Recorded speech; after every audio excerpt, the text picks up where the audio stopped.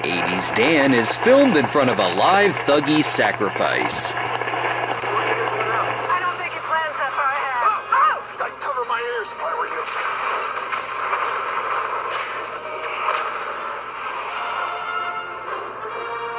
Horrendous! Poppy. Horrendous poppy bubble. Sore. Vomit. Turd. Well, I, for one, loved it. Shut up, Rob. You're a I can't believe they made another Indiana Jones movie. I can't believe they made it so god-awful. Years of waiting, and this is what they give us. A human being cannot survive a nuclear blast in a fridge. Yeah, right. There was like it's all totally useless anyway. The original trilogy is perfect. Yeah, Raiders of the Lost Ark, Last Crusade. And of course, the best out of all of them, Temple of Doom.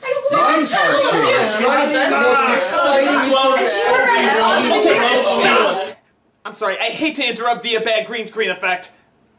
I don't even know where you guys are positioned. Hopefully you're looking in my direction, but I'm sorry, I can't let this fly! What are you talking about, 80s Doug? Temple of Doom sucks! I have never heard in my life.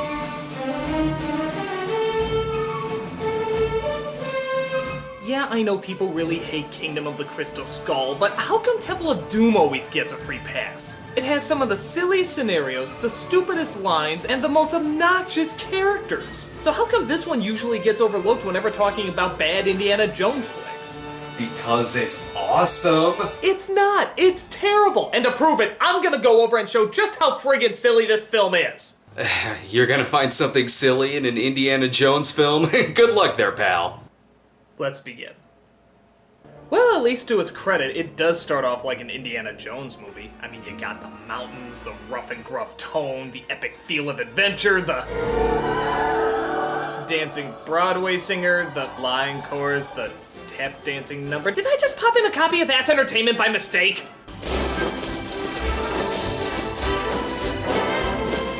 What the is this? Would you ever guess this is an Indiana Jones movie just by the opening? Well, that's why it's so great. It plays with your expectations, and it catches you off guard. But it has nothing to do with anything. I keep expecting the cast of Blazing Saddles to bust in. On you. I'm working for Mel Brooks. Well, it turns out this musical number was at a high-class restaurant in Shanghai.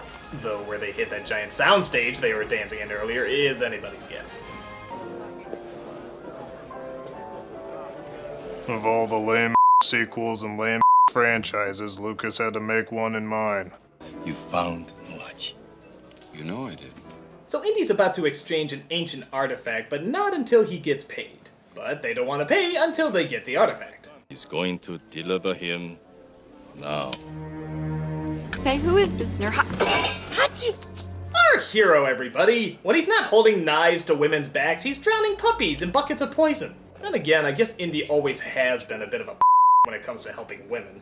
He holds a knife to his future love interest, he finds his other girlfriend kidnapped only to leave her behind, he has another chance to save her but throws it away just to see what's in the box! And Elsa, well... she was a Nazi anyway. The diamond, Lao. You bring me Nuhachi. This Hachi's a real small guy. Yeah, that galaxy of non-pleasure is known as Kate Capshaw, playing the ever-annoying love interest, Willy. He put 2 holes in my dress from Paris. She's so obnoxious that even when Indy is poisoned and threatens to kill her for the antidote, the gangsters don't give a You give it a go. I find another. I wish the screenwriters had the same attitude. Indy has a backup waiter, but he just proves to be a wasted script page. Indy! Don't worry, Wuhan, I'll get you out of here. Not this time, Indy. I followed you on many adventures. None of which we'll address or make movies about. Into the great unknown mystery. I go first, Indy. Farewell, totally pointless Lucas character. You'll be buried next to Mac from Kingdom of the Crystal Skull and the Bothans from Star Wars. But he offers a Shishka die, and there's an all-out melee for the antidote and the diamond.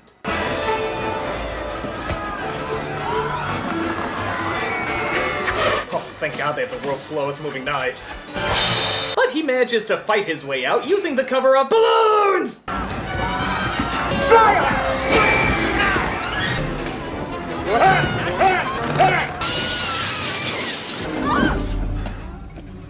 Wow, holy smoke! And now I introduce you to the second most annoying character in this movie. That pile of puke from Goonies, Short Round. Oh no, you're picking on a kid that's just low. It's not like he was Jake Lloyd. Well, that could be. You cheat, Dr. Jones, you cheat! Yeah, I don't care if he's a kid. I don't care if that's his real accent or not. The squirt is obnoxious. Why? Because he shouts every single one of his lines. You say to stand against the wall! Dr. Jones, what you look at? Don't drink, it's bad! Strong wood! Come on! Crash landing! Let's go! It wasn't me! It's you! Hold on to your potatoes! Yeah, practically every other line he says in this movie, he screams at the top of his lungs. And is there anything more annoying than someone that just screams every other line they say? I mean, that's really obnoxious! But on the plus side, at least we know Lucas would never partake in another overly annoying racial stereotype in his film career. He'd just save himself for the especially annoying ones. Step on it. Okie dokie, Dr. Jones, hold on to your potatoes! Crying out loud, there's a kid driving the car! Oh, come on, it's China. The kid should have like 5 jobs by now. Where's my gun? Where's my gun? I burnt my fingers and I cracked a nail! That's right, folks. We just did a broke a nail joke. Let's celebrate with a pointless Dan Aykroyd cameo. Ah, Dr. Jones, I'm Weber. I spoke with your assistant. We've managed to secure 3 seats. But there might be a slight inconvenience as you will be riding on a cargo full of live poultry. And we wonder why we don't see him in movies anymore. Nice try, Lao Che. But it turns out the plane has been sabotaged by Lao Che, and they... Oh, I remember. He has the most diabolical plans for them. Oh, what? Do the pilots slit their throat while they're asleep, or shoot them in the back or something? No. They conveniently fly him all the way to India, then jump out of the plane, leaving all their cargo behind. Well, wait, why the do they do that? They jump out of the plane into the middle of nowhere. They're in the mountains. They had a plane and they just jumped out of it. Wouldn't it have made more sense if they just killed them and then still delivered that cargo to their destination?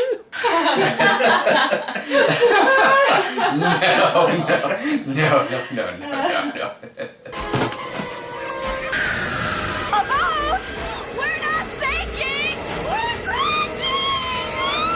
Did she really just bite her fist? Why don't you just give her a frying pan and a rolling pin throughout this movie?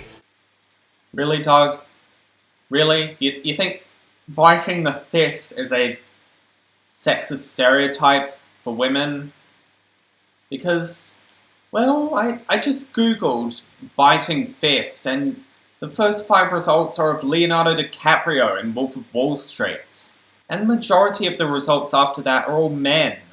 So, yeah. I always wanted to do that gesture, even though it looks kind of painful. Yeah, I bet Doug probably thinks Aaron Mitchell is a sexist stereotype. Always biting his t-shirt like that. Ooh, what a bad role models for young boys everywhere, am I right?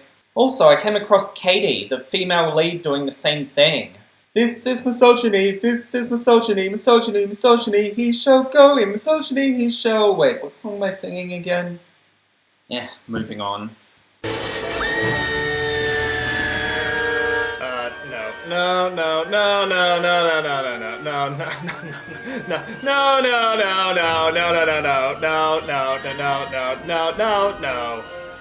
No. Yeah, I don't care if it's Indiana Jones. That is one of the stupidest things I've ever seen. I mean, I gotta be honest. It's gonna be really hard to top that. No.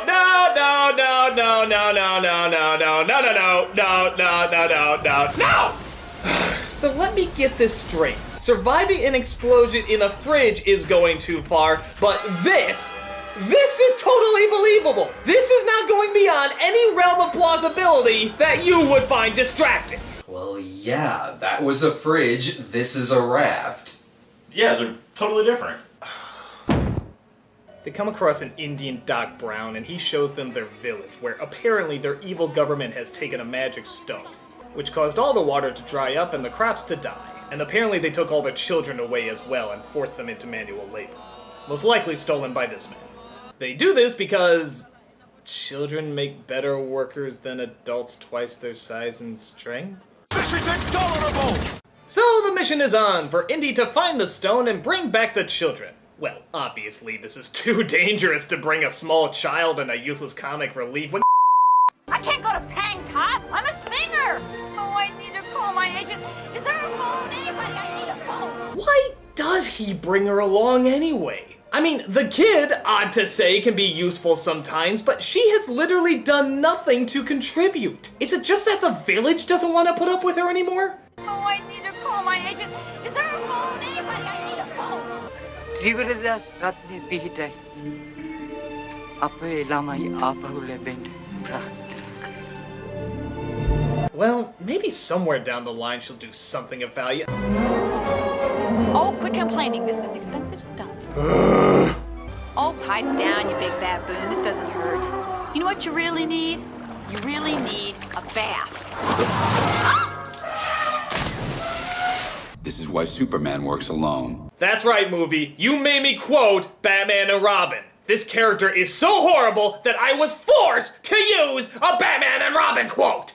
I was happy in Shanghai.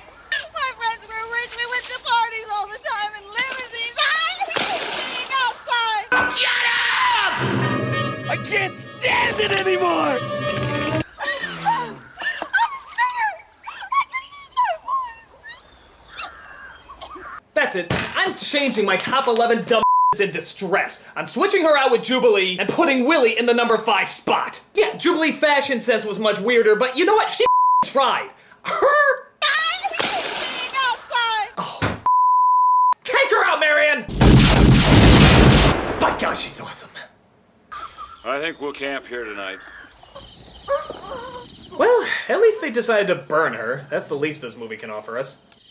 What you got? 260.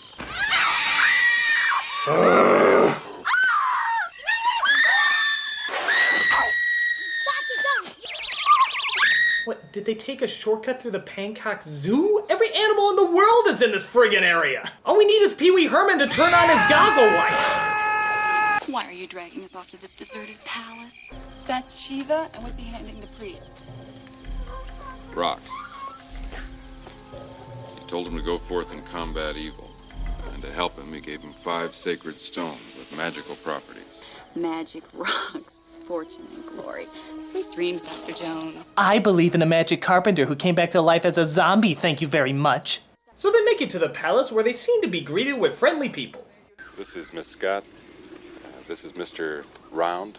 Shut round. My name is Indiana Jones. Well, you all sound like perfectly normal people to be taken seriously. Let me take you to the center of our government. So they meet the ruler, Maharaja. Verdict's still out on the gender there. And we partake in one of the more famous scenes of the movie.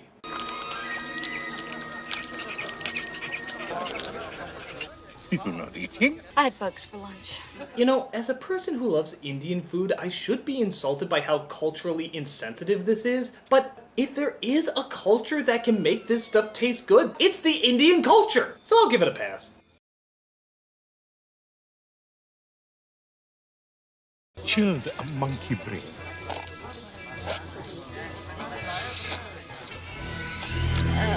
Oh, come on, lady. What do you think you're gonna eat when the original caretaker from The Shining is at the head of your table? There are no stories anymore. So the Prime Minister says he never heard anything about stones of power or kidnapping children, which means this gives Indy plenty of time to check on his Willy. And we partake in romantic banter. I'm a scientist. So as a scientist, you do a lot of research? Always. I see you left your soft focus on. But it turns out they both want to play hard to get, and they go to their rooms waiting for the other one to enter.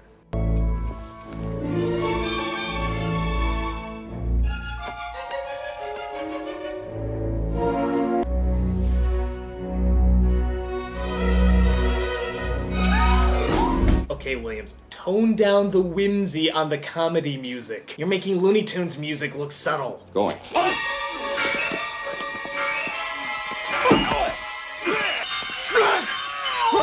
Indiana Jones!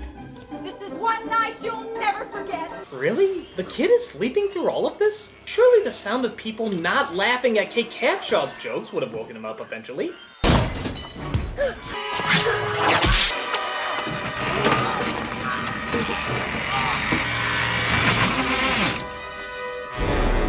And that wins for silliest Indiana Jones death. And given the death scenes in these movies, that's pretty impressive. So Indy finds a secret passage in one of the rooms and brings down the grown, mature adult to accompany him. Oh wait, no, sorry, he brings Short Round with him instead. Because she is literally so annoying that the young little Chinese boy who can barely speak English is actually more useful. Indy! But they get caught in a booby trap, and Willy has to go in and save them.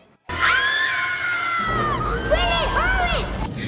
I can't do it. You can do it. Feel inside. You feel inside! Do it now! Okay! You know what? Let it crush us. It's more dignified to go out this way than to know we had to be saved by her. They escape the trap and work their way to a sacrifice that I'm sure the Hindu religion is totally behind.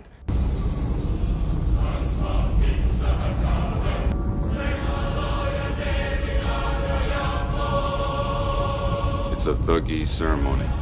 They're worshiping Kali.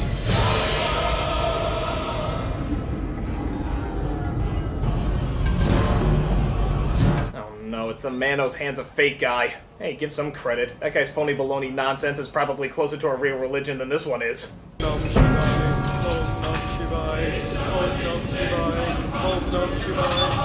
And because all religions are 100% factual in the world of Indiana Jones, the stones do in fact have supernatural powers. It's weird, they even reference the coexistence of other gods in this movie. Then the Hebrew God will fall, and then the Christian God will be cast down and forgotten. These films should be called Coexist the Bumper Sticker the Movie. And apparently those stones do some really freaky too.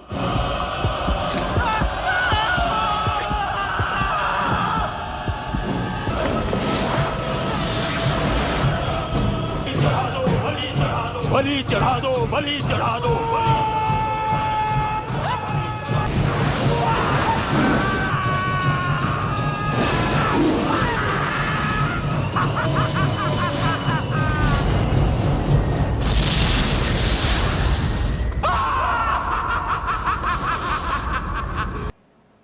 Jesus Christ, movie! I mean, I know the Indiana Jones films can be crazy in their death scenes, but holy this is like something a psycho would write! It's like how they fire journalists at Fox News! Om Nam Shiva, Om Nam Shiva, Om Nam Shiva, Om Nam Shiva, Om Nam Shiva, Om Nam Shiva, Om Nam Shiva, Om Nam Shiva, Om Nam Shiva, Om Nam Shiva, Om Nam Shiva, Om Nam Shiva. So once Indy sees they just use the stones to creatively kill people and, I don't know, make jack-o'-lanterns, he sneaks towards the holy relic with no guards, of course, and takes it for his own. But he hears the sounds of children in distress and sees that the villains are using them to mine for more magic stones. Hi-ho, it's home to mercy. All of them get captured trying to save the kids, and honestly, this is one of my major problems with the movie. It's just downright unpleasant. I mean, yeah, the other films have creepy scenes and crazy visuals and such, but the whole middle of this movie is just dark caves, people being whipped, and children in pain. Yeah, sign me up for that, please! I pray to Shiva. Let me die. But I do not. The other films could get grim, but there was a sense of fun and clever lightheartedness to set it off.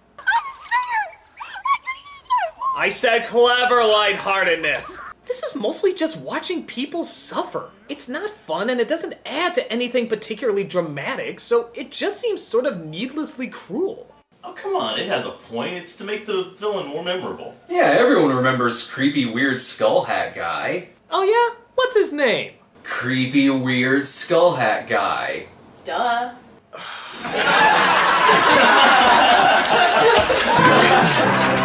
80s Dan meets the Nostalgia Critic. We'll be right back after these messages. We now return to 80s Dan meets the Nostalgia Critic.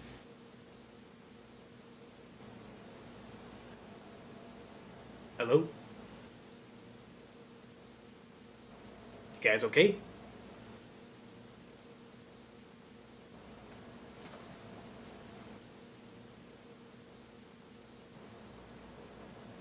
So they take him to the torture chamber. They try to make him drink from Dawson's head, but he does the unthinkable. He spits it out! Holy no one's ever thought about doing that, wow! But they beat the out of the little kid to force him to drink it.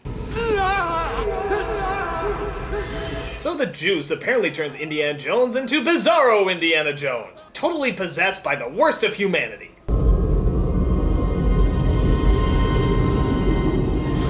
Metachlorians is a great idea. This leads him to try and sacrifice Willy to the lava pit. Okay, maybe he's not totally possessed by the worst of humanity. I'm not gonna have anything nice to say about this place when I get back. The feeling's mutual about your performance, honey. The villain, for some reason, doesn't take her heart out. A shame, I was looking forward to rewinding that a few times. But the kid manages to escape his chains and try to help Indy. How come he's the only kid who figured out how to break his bonds? Did really none of the other kids figure out just to smash the chains with a digging tool? Maybe being a Chinese kid, he's used to escaping physical labor. Sadly, though, he isn't able to snap Indy out of it. Wake up, Dr. Jones! Wake up! I love this scene. It's nothing but abuse to Willy in Short Round. I could watch it forever. Wake up! Wake up! But Short Round burns Indy's ribs with fire, which somehow affects his stomach and or brain and brings him back to normal.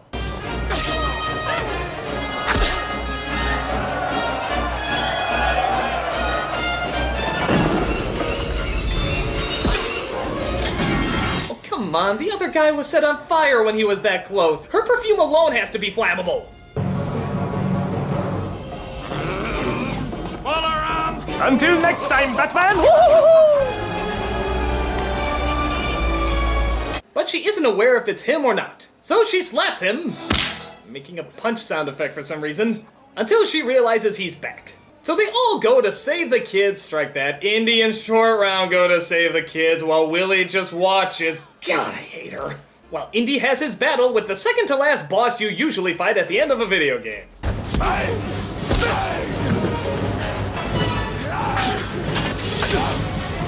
You know, the fight choreography in this ranges from action-packed to goofy cartoon.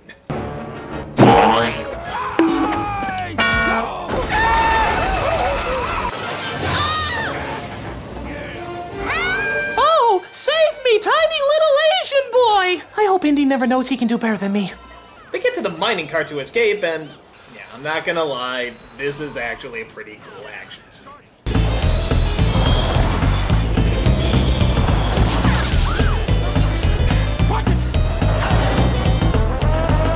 Though it is weird how the kid's arms and legs suddenly grow double their size when they're fighting over him. He looks like a Chinese Stretch Armstrong. They get split up, and, big shock, Willy and Short Round are captured. Oh, come on, lady. Tommy was so yelling is less over the top than that. You're tearing me apart, creepy weird skull hat guy! And I think most of you know this setup. He's in the middle of the bridge and is looking for a way out. Prepare to meet Kali in hell. I couldn't resist. No, here's what really happens.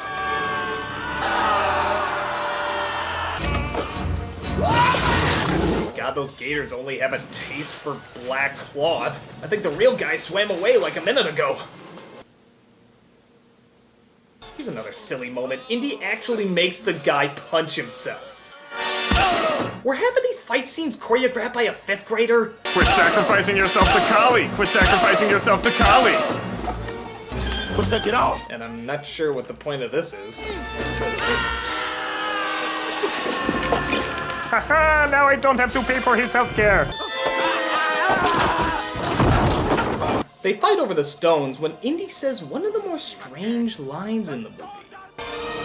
You betrayed Shiva. He says the magic words and the rock burn out of the bag with the villain falling quickly behind, but what I don't get is why he's so that he betrayed Siva. He said it was all mumbo-jumbo earlier in the film, so why is he suddenly so invested? You betrayed Shiva. I will totally steal Jewish artifacts and become immortal, but anyone who betrays Siva, you!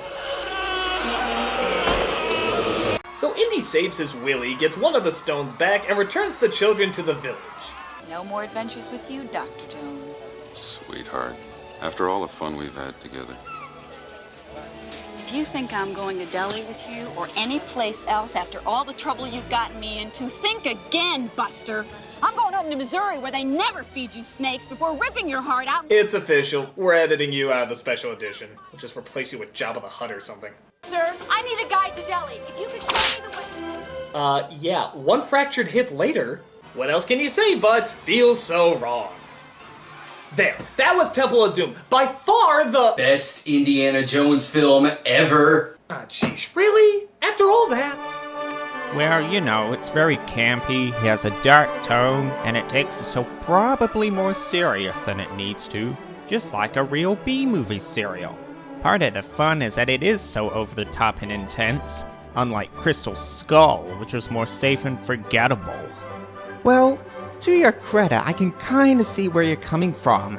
While I don't think it's a good movie, and I mean by any means, you can at least make the argument that it is an unforgettable movie. At least it went all the way with that and what it was doing.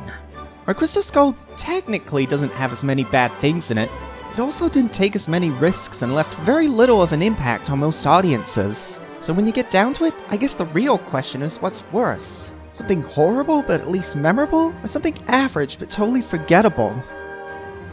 Whichever one means Temple of Doom, I'm down for that. Is down for that technically an 80s term? Don't question my reality. So, I guess the debate for which is the worst Indiana Jones movie is still up for arguing. But there is one thing that I know for sure. I am so glad that I do not have to live in the 80s anymore. It's okay. They're glad not to have you. I'm the Nostalgia Critic, and thanks for the team at 80s Dan for getting through this movie with me. There's only one way to end this, guys. Freeze frame.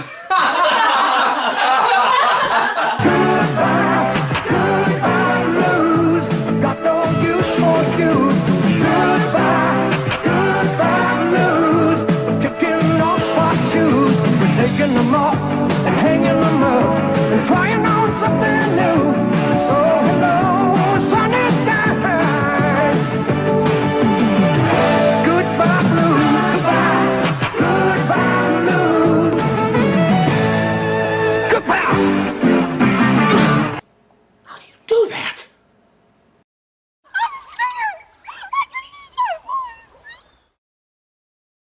Yeah, everyone remembers creepy, weird skull hat guy. His name is Muller